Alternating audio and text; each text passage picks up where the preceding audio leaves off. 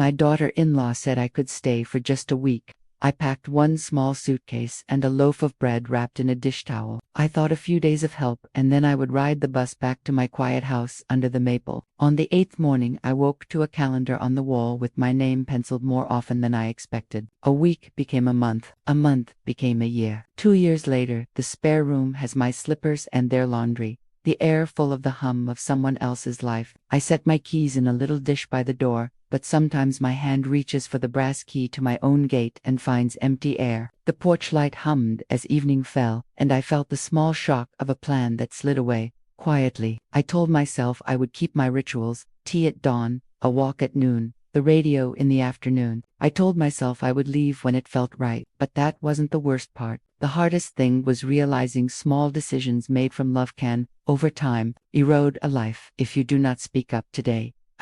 Today, we're talking about kindness, boundaries, and what happens when just a week stops being simple. Hello, my dear. Sit with me a little while. This one is about kindness, boundaries, and how just a week can quietly change a life. If these stories warm your heart, please subscribe and leave a comment. It helps more than you know. I will tell you what I did, what I felt, and how I found the courage to ask for respect with love. There will be honest moments and small victories. You will hear about practical choices, paper, calendars, simple agreements, and the quiet bravery that keeps us whole. There will be times I cry and times I laugh. Stay with me. This matters, and it may help someone you love. I promise to be honest and plain-spoken, no lectures, only the truth as I lived it, with small apologies and small joys. Stay close. I'll tell you everything. I'll begin after tea. The kettle sighs and the lace curtain remembers my mother's hands. A stack of unopened mail on the spare bed made my stomach drop. My mornings begin the same way they've always begun. The kettle breathes on the stove, and the sound is a small benediction in a house that has held 1,000 ordinary miracles. Morning slips through the lace curtain my mother sewed, and the pattern there remembers my hands. I make the tea the way I always did: 1 teaspoon of sugar, a splash of milk, and a polite patience as the color deepens. I set my cup on the saucer and pressed my thumb to the rim like an anchor. The spare room is neat in the way a guest room must be. A lamp that throws a narrow cone of light, a vase half filled with the cheap flowers my daughter-in-law prefers, a stack of books I don't know but nod at politely. My radio sits on a shelf and plays music I used to hum to my boy. There are small signs this place has taken on someone else's life. My slippers vanish into laundry baskets. My mug becomes one among many in a cabinet I no longer control. The scent of their cooking hangs in the hallway like a friendly claim. I keep a photograph of my husband on the dresser. Some evenings I take it down and touch the worn frame, listening for the ghost of his whistle when he fixed a fence post. I still wake to the robin at the eaves and the same creak in the kitchen floor that used to announce visitors. This house carries its map in the dents and stains and corners. Sometimes I walk the rooms at dusk and count the familiar places as if inventorying an old friend.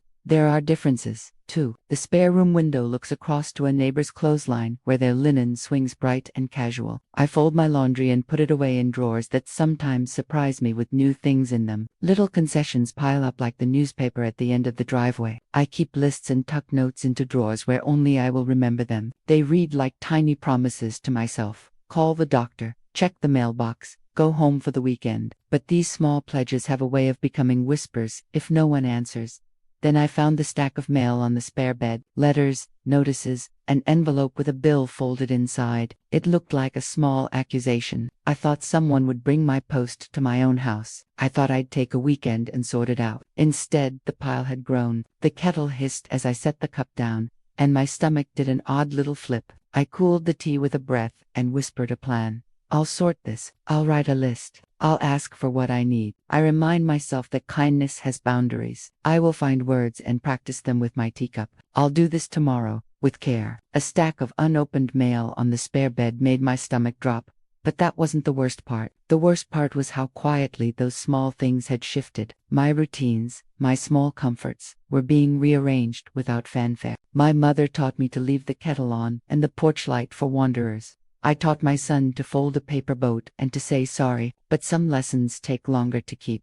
I grew up with a porch light and a ready cup for guests. My mother kept an extra plate warm in the oven, and my father could fix a fence while telling a story. Those small habits taught decency without fanfare. We shared sugar, swapped recipes, and treated neighbors like people with names and histories. When I married, my husband and I promised to stand by one another through weather and work. We planted tomatoes and learned patience by waiting for the first ripe fruit. We taught our son practical things: how to hold a screwdriver steady, where to find courage, how to make a pot of soup for someone who could not cook. We taught him to fold a paper boat and to make promises that meant something. Saying "I'm sorry" while looking someone in the eye was part of our grammar. Hospitality was daily work. If someone fell ill, a casserole arrived at their door. If a friend needed a floor to sleep on, we folded blankets without fuss. Showing up felt like a promise. I passed these habits to my son because I believed that steady presence would teach steadiness in return. But learning is not the same as living. My son found work that demanded speed and immediate fixes. Bills arrived in sudden waves. Schedules shifted. The modern pace pushed him toward quick solutions and away from long conversations. He became adept at solving problems in the moment, but sometimes he shortchanged the conversations that keep a family whole. I kept my rituals because they tethered me. Morning tea, the chair by the window, the radio turned low while the dishes dried. These tiny acts kept me centered. Over the years, I would send him notes and say gentle things at dinner. Look someone in the eye when you apologize. I'd remind him, fix what you can, ask for help when you need it. Sometimes he listened, and his act showed what he had learned: a repaired gutter, a phone call to say he was sorry. Those moments made my heart light. Other times he assumed decisions or moved quickly in ways that left me rearranged elsewhere. It was not cruelty but haste and pressure. Small shifts accumulated, lines changed until the edges no longer fit together like they once had. I remember his small hands, how he balanced a paper boat on his palm and watched it sail with the solemnity of a captain. I remember patching that toy with tape. Those little things are my proof that people can mend. I taught him to fold a paper boat and to say sorry, but some lessons take longer to keep. We trusted routine to keep us steady until it didn't. One missing postage stamp made a pile of assumptions visible.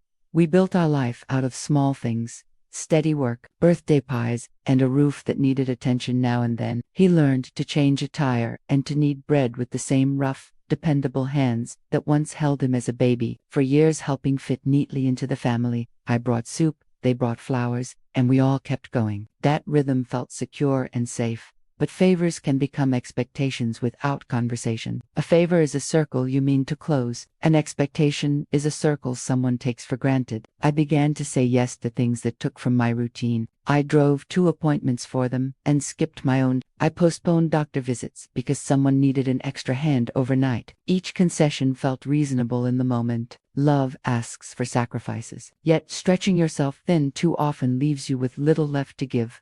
Small changes added up. My kitchen table, once the site of homework and bills, became a surface for calendars and forms. A box labeled "Donate" included my favorite mug. Slippers vanished into laundry piles. The spare room held both my things and the marks of their life. These are not grand betrayals. They are tiny abrasions that, over time, change the shape of your life. Neighbors began to ask questions. "Are you staying long?" They would say with the kindest faces, as if they were offering advice, not measuring me. Friends suggested downsizing or moving closer to family to make life simpler. Their help felt practical, but it landed as a verdict. I heard the soft language of convenience and felt the curl of shame. At first, I tried quiet conversations. I mentioned my mail and my things, and heard, "Don't worry, we'll handle it." That phrase turned into a curtain pulled across a window. Good intentions are not the same as being heard. So I started to note things. I made lists and tucked them in drawers where only I would find them. I learned to say no sometimes, which felt odd and brave. The quiet fault line between helping and being invisible had become clear. It is a strange sorrow to be edged out by people you love. You do not notice the slow change until the place where you belong feels different. That day one missing postage stamp made me realize how many assumptions had been made without my voice. It upset me more than I expected. One missing postage stamp made a pile of assumptions visible. She said just a week because of the surgery. The 8th day she asked me to stay another week. She called in a soft voice and said she needed help after surgery. "Just a week, Mom," she said,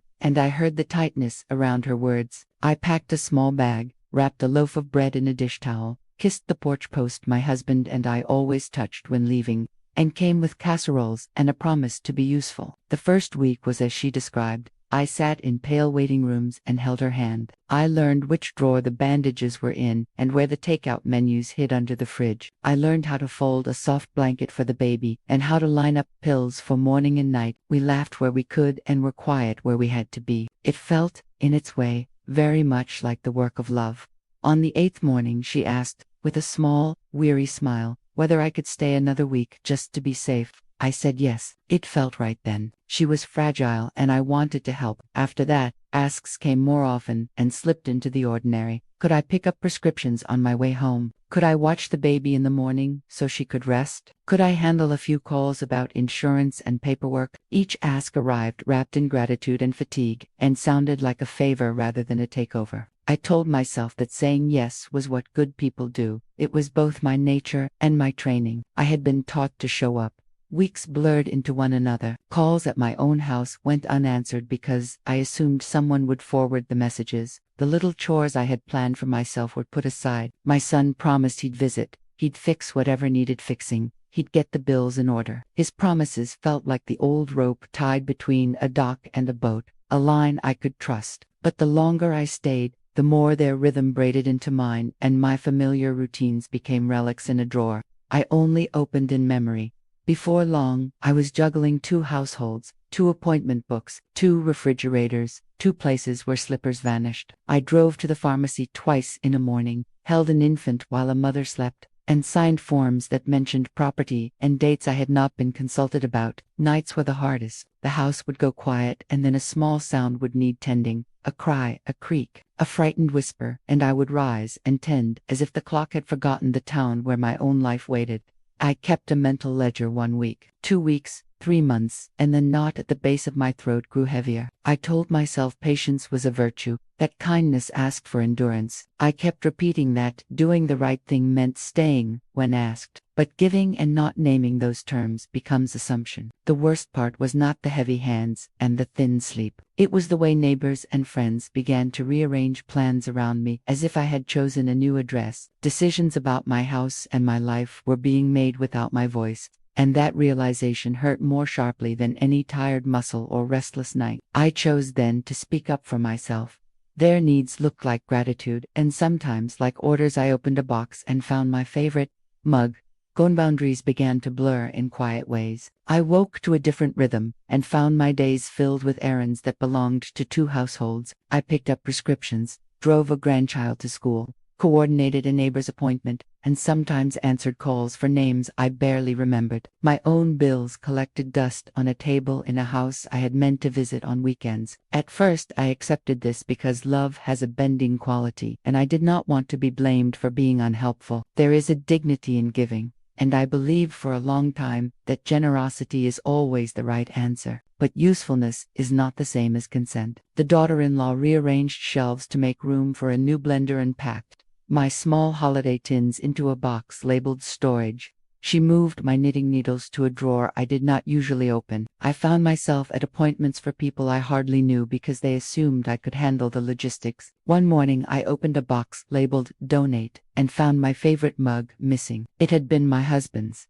the one with the tiny chip on the rim. I stood there in a hallway with that empty place in my hand and felt a flush of shame that surprised me. I dialed my son's number and listened to the ring like a bell. When he answered, I kept my voice steady and asked for a simple courtesy. Let me know before you decide. Friends began to notice a change. Are you staying long? They asked at church and at the market, not unkindly but with curiosity. The answer grew complicated. I tried to explain that I had planned to return but that circumstances had shifted. They nodded and offered practical advice: downsizing, moving closer to family, consolidating. Conversations about wills and selling property started to arrive like uninvited mail. I listened and felt a gentle pressure building. There were whispered plans under the umbrella of, we're trying to solve things for everyone. I felt pushed to the edge of a decision. I began to tape notes to the inside of drawers, call the doctor, check the mailbox, pick up old letters. The notes were like a private liturgy to remind myself I still had a life that required care. I learned to say small words that felt like bravery. Please ask me before you move anything. Those words did not always land gently. Sometimes they met with startled faces and a quick of course that did not stick. The worst part was discovering how readily people will rearrange your life if you are kind enough to let them. The mug was small, but it marked a boundary crossed. I held the empty space and wondered where my place would be in the years to come. They cleared my shelves. Like they were editing a story, a realtor's card landed on my nightstand. The daughter-in-law began rearranging things as if they already belonged to a new plan. My teacups made room for gadgets that hummed and steamed. The chair I loved for reading was nudged toward a wall to accommodate a small desk. Little by little, my possessions looked like they were passing through an airport line, examined, reassigned, labeled. I found my slippers in a box labeled donate when I returned from an errand and had to go home in borrowed shoes. These small shifts felt like polite erasures. Conversations turned practical in ways that felt like verdicts. "Do you think she should downsize?" someone asked loudly at a family gathering, and a cousin offered statistics about how much neighbors saved by moving nearer. "It would simplify things," they said, as if simplifying another person's life were a kindness. There is a soft cruelty to that language. A realtor's card appeared on my nightstand one morning, as if by polite magic. She smiled and spoke of fresh paint and open houses, of markets and timing, and her brochures smelled faintly of new wood and possibility. When I asked who would handle closing costs, what the plan would be for my personal items, and whether I would be consulted before a sale, they provided warm reassurance. "We'll handle the logistics," my son said, with the kind tone of a man trying to be practical. His fatigue was real, and I understood that. But tiredness is not permission to decide for someone. I felt like furniture in a plan that someone else had drafted. The tilt from help to erasure was subtle and precise. It did not announce itself with grand gestures. It slid under the door in polite voices and paper brochures. One afternoon, the realtor came by with a neat folder and a smile, and the pamphlets showed photos of smaller rooms and staged counters. I sat on the porch that evening thinking of the small things that hold a life together: a chipped mug, a child's drawing, the dent where a cake had fallen. Images of boxers and strangers walking through our rooms came to me in dreams. The idea of my life being packaged and moved without my voice tightened my chest. It felt like asking for the small courtesy of being properly consulted. Always, but that wasn't the worst part. The worst was realizing the people you love can begin to decide your life for you when they are pressed. Decisions about memory and home deserve conversation, not agendas. I folded my hands on the table and promised myself I would insist on being part of those talks. That an overdue notice on the door felt like a public whisper. I dialed and my hands shook. Small humiliations gathered weight until they began to feel like a shape. One morning, I found a final notice from the utility company tucked under the door of the spare room. A polite rectangle of paper that made my heart flutter with a shame I hadn't expected. I had not opened my own mail because I trusted them to pass things along. And one oversight made me feel foolish and irresponsible. I dialed the number listed, my voice thin with embarrassment, and explained the oversight. There were polite apologies and a payment plan, but apologies do not erase the prick of shame. After that, I began to avoid neighbors who once waved. I started to feel like an unresolved story on the block, a thing people whispered about without meaning. Cruelty. Friends asked, "Are you staying long?" And I offered small, evasive answers, because airing the truth felt like piling trouble on top of theirs. My son tried to help here and there, but his attempts were often clumsy and brief. He was burning both ends and had less patience for nuance. The daughter-in-law's tone grew brisker. Her voice folded into efficiency. She handled schedules and bills with a precision that left little room for conversation. When I asked where a packet of papers had gone, her reply was sharp. She'd filed them for safekeeping. That phrase landed heavy. "We'll take care of it," she would say, as if care could be a substitute for consent. I watched my role shift from matriarch to project coordinator for a household that was not mine to fully manage. The strain showed in small ways: a missed appointment, an unanswered card, an invitation declined because I did not know the details. Each small omission felt like a little erasure. I stood at the sink one night and watched the water run clear, thinking how long I'd been letting such small things slide. I reached for my phone and called a friend from church. My hands shook when I dialed. The message I wanted to give myself, speak plainly, insist on being part of decisions, felt like a heavy lift. My friend listened with patient attention, the kind that remembers how our mothers handled trouble, calmly, with a list and a plan. She told me to make a list and to set a time to speak frankly with my son and daughter-in-law. That night I wrote down the things that mattered to me: my mail, my kitchen, my photograph boxes, the chair by the window. It felt like gathering small stones to build a wall. The embarrassment sat like an unwelcome guest, and the whispers were sharp, but I began to prepare words to ask for respect. It felt like equipping myself with small, practical armor before a storm. I would not be erased. 2 weeks. That was the realtor's timeline. They asked me to decide before the week was out then. A deadline arrived that made everything feel urgent. The roof needed repair, and the insurance company sent a letter with a timeline that was not gentle. Estimates required within a month or future claims might face new terms. The contractor's voice over the phone had the bluntness of someone used to numbers and schedules. If you don't get this done, you'll face higher costs. The daughter-in-law took that urgency and turned it into a larger proposal. Maybe it was time to sell the house and simplify everything. She said it like offering a sweet roll. 2 weeks, the realtor suggested.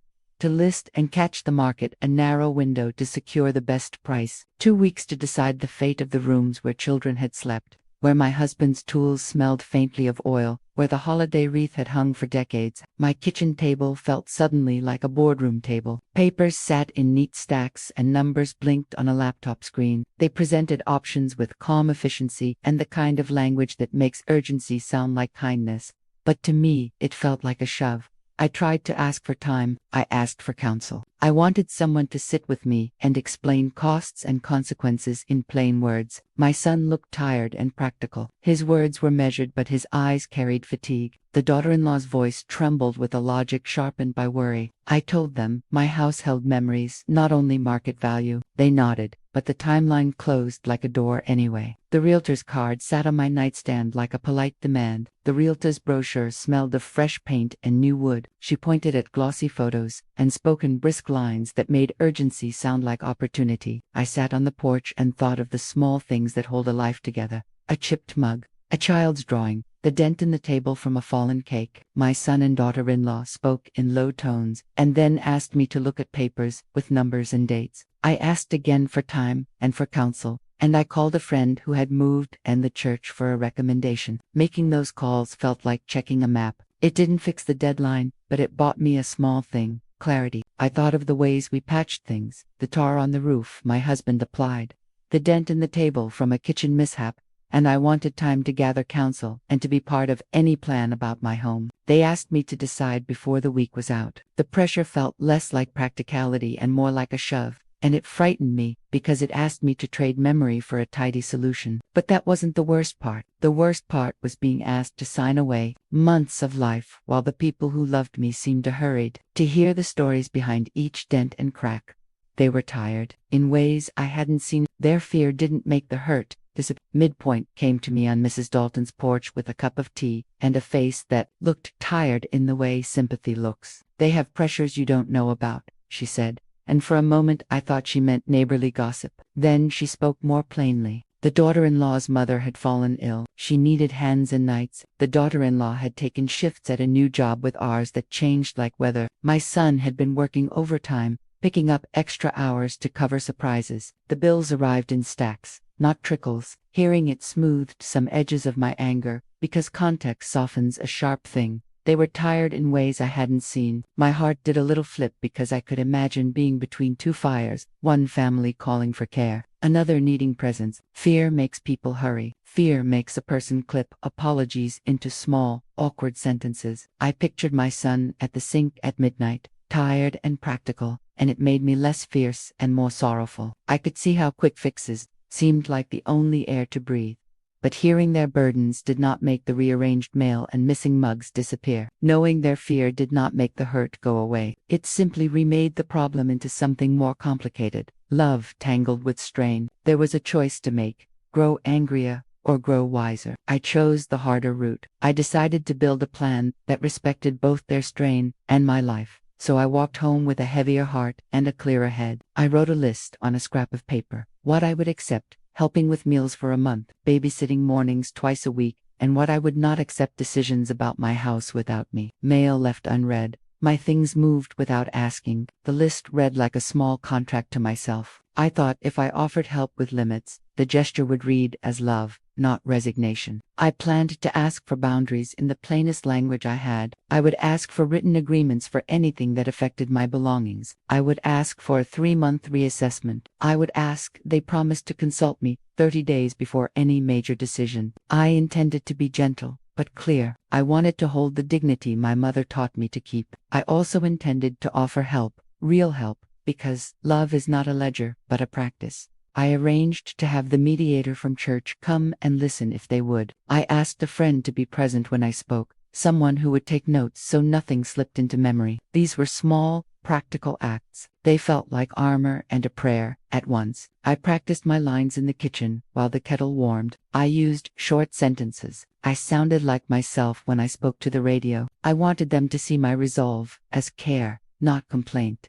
Compassion and boundaries are not enemies. They are companions that, when held together, keep a family whole. I wanted my voice to be part of the decisions that affected me. I did not want to be a silent prop in the story of my own life, so I planned to speak calmly and ask for witnesses. I wanted to be generous, but not invisible. The stakes had changed. This was bigger than convenience now. It was about whether our family would learn to care for one another under pressure, without trading dignity for speed. But knowing their fear didn't make the hurt disappear. I would ask for boundaries and name the cost. They called me stubborn. That night I drafted a plan like a small map. It was simple, no legalese, a 3-month reassessment, shared repair costs for the roof, and 30 days notice before any big move. I asked that my mail be forwarded, unless I asked otherwise. I asked for a calendar on the fridge, where we would each sign tasks. I offered help with meals and morning babysitting for a set period. I said, plainly, I would not manage 2 households. Asking for boundaries felt strange at first. It felt like learning to use a new tool. I had spent my life saying yes. Now I had to say yes and not yes at the same time. My hands trembled a little as I wrote. It felt necessary.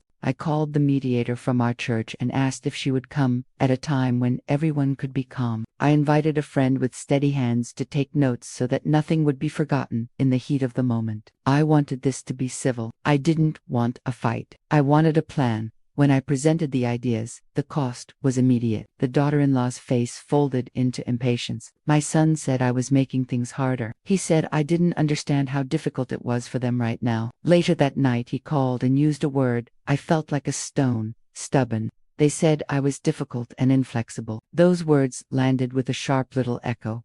People prefer smooth solutions. We are taught to smooth edges rather than insist on shape. Friends offered contradictory advice. Be grateful, one said. Insist on your rights, another insisted. Each suggestion pulled me different ways. I chose dignity with kindness. I accepted that some would think I was ungrateful for asking questions. I accepted a few cold shoulders and an awkward dinner or two as the price for keeping what mattered. Even with the mediator agreed. I knew setting boundaries would come with social friction. Courage is not a guarantee. Changing patterns that have grown comfortable is heavy work. I worried whether my courage would be enough to shift long-held habits, but I had decided that the alternative, losing my home and sense of self by stealth, was worse. I would bear the short-term pain for the sake of long-term respect. That night, after the call, I sat at my table and breathed. The house felt both full and empty. I knew pushing for clarity had hurt someone I loved. I also knew that being kind without a voice often becomes erasure. I chose voice. They called me stubborn that night. The town began to take sides in a quietly shaming way. The meeting would test more than paperwork once I began to insist on plain terms. Heat arrived from all directions. The daughter-in-law accused me of making things harder instead of appreciating the help. My son, trapped between love and practicality, sometimes spoke with a clipped voice that made me think he was tired of choosing. At the post office and the grocer, neighbors tilted their heads and spoke in careful phrases. You have to be practical, one woman said. Families do what they must, another added. The town began to take sides in a quietly shaming way, yet not all responses were mean. Mrs. Klein from church brought a casserole and sat with me for an hour, and I felt the kindness like a warm shawl around my shoulders. A neighbor offered to mow my lawn. The support surprised me and steadied me. It reminded me that community is not a single voice but many, some shouting, some whispering, most just living. We set the meeting with the mediator for a Saturday afternoon at the parsonage, a small, formal place where witnesses could hold the room's shape. I prepared my notes, practiced a simple way to speak, and asked my friend to come as a witness. I wanted us to be held in civility while we spoke plainly. I wanted facts and small promises, not accusations. The meeting would test more than paperwork. It would test whether we could learn to listen to one another without shutting down. I wanted apologies, but I wanted them to come with action, calendars, signatures, a plan that didn't vanish when life got hard. I wanted the little things: ask before moving my things, forward my mail, consult me before decisions about the house. Those things are not dramatic. They are the scaffolding of respect. I practiced speaking in a way that was firm but not cruel. I practiced the words I would use when someone tried to sweep the past under a rug. I value you. I will help, but I need my life respected. It felt awkward and brave in equal measure. But that wasn't the worst part. The real pressure was not the neighbors' opinions or even the paperwork. It was whether the people I loved would choose to build a family that kept everyone visible. We could sign papers and set calendars, but the deeper test was how we behaved on ordinary days. The meeting would reveal whether our promises would be lived, not just written. There were nights I felt unmoored and very old.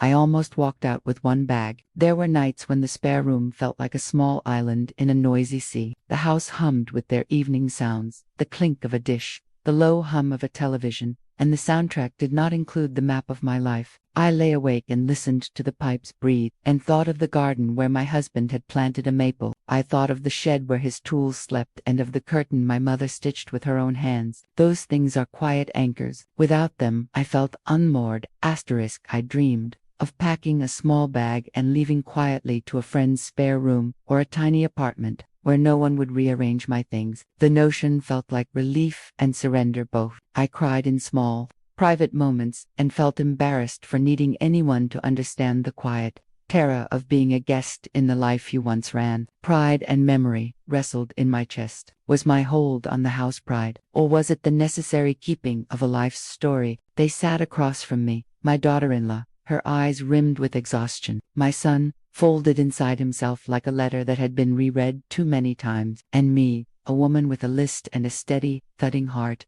I began not with accusation but with memory. "Do you remember the spare room?" I asked. They nodded. "I came with one suitcase and a pot of stew. I came to help. I did not come to be invisible." I told them about the missing mug, the one chipped by my husband's hand. I told them about the envelope under the door, the realtor's card, and the nights I'd nearly walked out with one small bag. I said that I'd started to feel like a shadow in a story I'd written. The daughter-in-law spoke first. Her words trembled, but they held. She talked about her mother's illness, the night shifts, the bills that arrived faster than sleep, and the panic that made her choose what seemed like quick mercy. "I wasn't cruel," she whispered. "I was scared."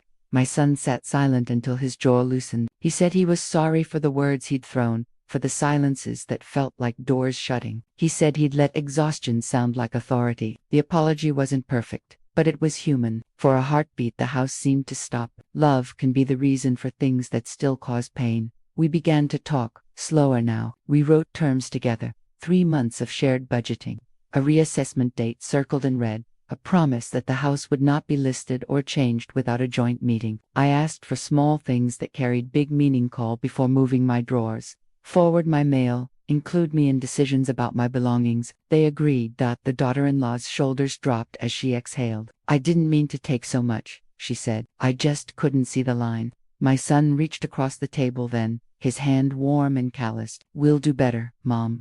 There was quiet after that, kind of quiet that comes when truth has been spoken and is still deciding where to settle. For a long moment, no one spoke. Then the practical work resumed. We drafted a shared repair plan and set the first payment. We penciled reassessment dates on the calendar and mirrored them in our phones. The sound of pens scratching felt like stitches closing a tear. When it was done, we poured tea. The kettle hissed and the cups steamed between us. We talked about ordinary things: the soap I liked, the dog's early morning habits. Those small talks were our way of testing peace, and peace held. That night I sat in the dark kitchen and thought of my mother's words. "Keep your dignity, Evelyn." The worst part had been the slow erosion of being seen. The best was realizing it could be rebuilt in small, deliberate acts. If everyone stayed honest, we put dates on the calendar, and I felt steadier, but rebuilding trust is slow work after the meeting. Life didn't transform overnight, but something subtle shifted, like a door that had been stuck finally opening. We put dates on the calendar, and I felt steadier. The 3-month reassessment was inked in red, the repair fund outlined. And every Friday my son texted photos of receipts like clockwork. The realtor's folder was tucked away in a drawer, labeled for later. I kept the key to my house, and for the first time in 2 years, it turned smoothly in the lock. The daughter-in-law started calling before making changes. Once she asked, "Do you mind if I move the vase for sunlight?" And that small courtesy almost made me cry. My son came more often, helped me sort the mail, and stayed for dinner without checking his phone. We resurrected Sunday dinners. Nothing fancy, just stew and bread, but it was ours again. I brought my apple pie, she brought her salad, and conversation replaced awkwardness. My mornings returned to their rightful rhythm. Tea, radio, a brief walk, the neighbor waved again, and I waved back without shame. Still, trust is slow work. Sometimes she'd forget and move a box. Sometimes he'd assume a decision. When that happened, we returned to the calendar. Paper kept us honest. Once, when tension sparked, we called the mediator just to talk through tone rather than content. It kept small fires from becoming storms. The gossip around town died down. People prefer fresh drama, and ours had quietly resolved itself. Mrs. Dalton stopped by with muffins and said, "It's good to see peace again." I smiled because peace isn't absence of noise, it's the rhythm of respect returning. I kept my rituals, the morning tea, the chair by the window, the photograph of my husband smiling like he knew this day would come. These little routines were my anchors. I also began walking to the post office again, reclaiming errands as proofs of independence. Each envelope mailed felt like a line redrawn. I paid bills myself and even taught my granddaughter how to balance a checkbook can. Old skills suddenly new again. Keeping the house wasn't about bricks. It was about belonging. Keeping dignity wasn't about defiance. It was about staying whole. That felt like justice, not loud, but lasting. But rebuilding trust is slow work. Patience, I learned, is both the price and the gift of family repair. Dignity is a quiet insistence, not a shout. We weren't perfect, but we were trying. If you carry anything from my story, let it be this. Dignity is a quiet insistence, not a shout. Generosity without boundaries can become a cage, and love without respect can turn into management. If you ever hear someone say, "Just stay a week," ask what that week means on paper. Ask for REASSESSESMENTS. Kindness works best when it's written down. Calendars and checklists are not cold, they are proof of mutual care. Keep your rituals. The porch light, the photograph with the cracked frame, they remind you who you are. Invite witnesses for the hard talks. It steadies everyone. Ask for paper. Set reassessment dates. These are the practical tools of some. They're small, but they protect the softest parts of life. In America, we prize independence, but independence doesn't mean isolation. It means you can stand and still hold someone's hand. Families can balance compassion with fairness. It just takes courage to ask for both. You can be loving and firm at once. You can offer help without surrendering your voice. That's what I learned at 72. Boundaries are a form of grace. We weren't perfect, but we were trying. Trying is what keeps hope from rusting. People said the things neighbors wouldn't say out loud. A message arrived that made me cry. When I finally shared the story at church, over coffee, even online, people said the things neighbors rarely say out loud. "I stayed too long," whispered one woman. "My mother moved in, and we forgot to ask her what she wanted," confessed another. Comments came from strangers who had once arrived for just a week and never found their way back home. Messages appeared beneath the video: thank yous, confessions, small bursts of recognition. A retired nurse wrote that she'd decided to ask for a written plan before helping her daughter's family. A younger woman said she'd been kinder to her mother after hearing this. Then came a message that made me cry. It was from a woman in Iowa who said, "You reminded me that saying no can be love in disguise." These ripples are proof that a single story can change the shape of silence. It reminded me that community isn't built only of casseroles and fences. It's built of people daring to tell the truth kindly. We still fold paper boats on rainy afternoons. The porch light hummed the same tune 2 years later. The spare room still waits when I visit. My suitcase stands by the dresser, half full, a symbol of choice rather than exile. We keep the calendar current. We keep our promises, the daughter-in-law asks before shifting a picture. My son fixes the hinges without being reminded. We have Sunday dinners again, laughter over simple meals, hands passing bread instead of blame. On rainy afternoons, my grandson and I still fold paper boats. We watch them sail in puddles, rescue them when they tip, patch them with tape, and send them again. That's what families do when they've learned something. They keep sending love back into the water, even after storms. The porch light hums the same tune it did the day I arrived. The kettle sighs every morning. The house smells like tea and forgiveness. If this touched you, tell me what you would have done next time. The letter in the attic that changed everything. If this story touched you, tell me what you would have done. Leave a comment. I read every one with a warm cup nearby. Subscribe if you'd like to hear more stories from my kitchen and my porch. True tales about family, courage, and grace. Your words make this space feel fuller. Next time, I'll tell you about the letter I found in the attic, the one that changed how we remembered a whole summer. Thank you for listening. See you soon. Special thanks to the quiet neighbors and steady friends who helped us mend. See you soon.